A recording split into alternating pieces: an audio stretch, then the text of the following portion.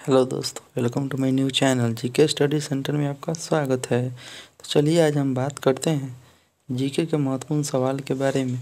जो मेरा सवाल रहेगा पंचायती राज व्यवस्था के अतिरिक्त, ठीक है। तो चलिए स्टार्ट करते हैं पहले सवाल से।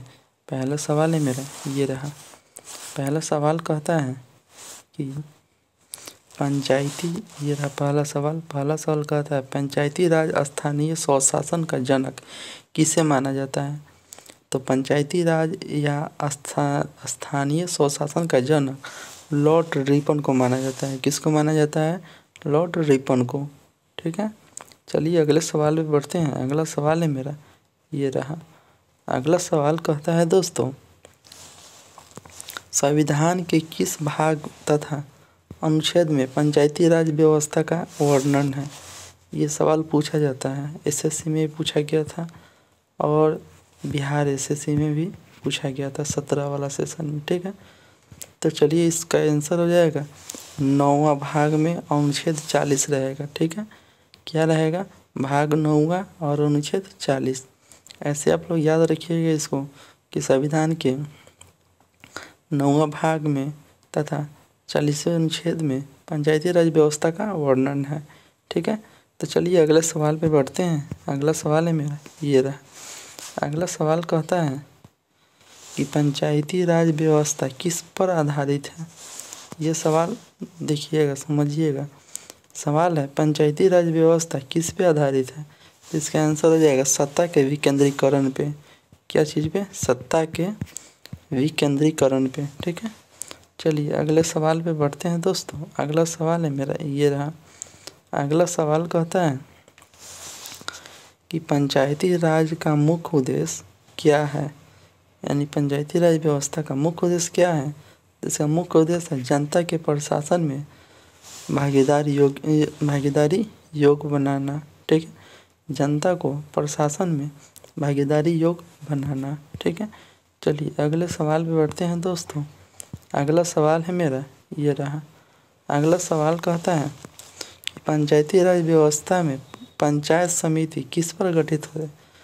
तो पंचायती राज व्यवस्था में पंचायत समिति है जो ब्लॉक स्तर पे गठित है, ठीक है। ब्लॉक स्तर पे गठित है, ठीक है। चलिए अगले सवाल पे बढ़ते हैं दोस्तों। अगला सवाल है मेरा ये रहा। अगला सवाल कहता है किसके अंतर्गत पंचायती राज व्यवस्था का वर्णन है। ये सवाल VVI है, ठीक है। VVI है। सवाल कहता है किसके अंतर्गत पंचायती राज व्यवस्था का वर्णन है। इसका आंसर हो जाएगा नीति निर्देशक सिद्धांत के अंतर्गत, ठीक है। नीति निर्देशक सिद्धांत के अंतर्गत पंचायती राज व्यवस्था का वर्णन है। अगला सवाल है दोस्तों ये रहा। अगला सवाल कहता है किस संशोधन द्वारा पंचायती राज संस्थाओं को संवैधानिक दर्जा दिया गया है। तो इसका आंसर हो जाएगा दोस्तों 73वें संविधान संशोधन द्वारा, ठीक है। 73वें संविधान संशोधन द्वारा, ठीक है। संशोधन द्वारा इस चीज़ पे आप लोग ध्यान दीजिएगा, ठीक है। चलिए दोस्तों अगले सवाल पर बढ़ते हैं। अगला सवाल है मेरा ये रहा। अगला सवाल कहता है 73वें संविधान संशोधन में कौन सी अनुसूची जोड़ी गई है। ऐड यानी कि जोड़ी गई है। तो 73वें संविधान संशोधन में किस अनुसूची की जोड़ी गई है। तो 11वीं अनुसूची को जोड़ी गई है, ठीक है। ऐसे आप लोग याद रखिएगा 11वीं अनुसूची को 73वें संविधान संशोधन में जोड़ी गई है। 73वें संविधान संशोधन में जोड़ी गई है। चलिए दोस्तों अगले सवाल पे। अगला सवाल है मेरा ये रहा। पंचायती राज संस्थाओं के निर्वाचन हेतु कौन सा उत्तरदायी है। तो निर्वाचन हेतु उत्तरदायी होता है राज्य निर्वाचन आयोग। क्या होता है? राज्य निर्वाचन आयोग, ठीक है। राज्य निर्वाचन आयोग पंचायती राज संस्थाओं के निर्वाचन हेतु उत्तरदायी होता है, ठीक है। चलिए दोस्तों अगले सवाल पे। अगला सवाल है मेरा भारत में पंचायती राज अधिनियम कब लागू किया गया था? ये एसएससी में पूछा गया प्रश्न है, ठीक है। एसएससी एमटीएस में पूछा गया था, ठीक है। इसका आंसर हो जाएगा 25 अप्रैल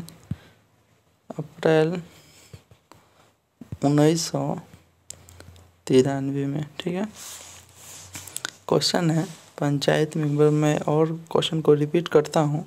क्वेश्चन है भारत में पंचायती राज अधिनियम कब लागू किया गया था?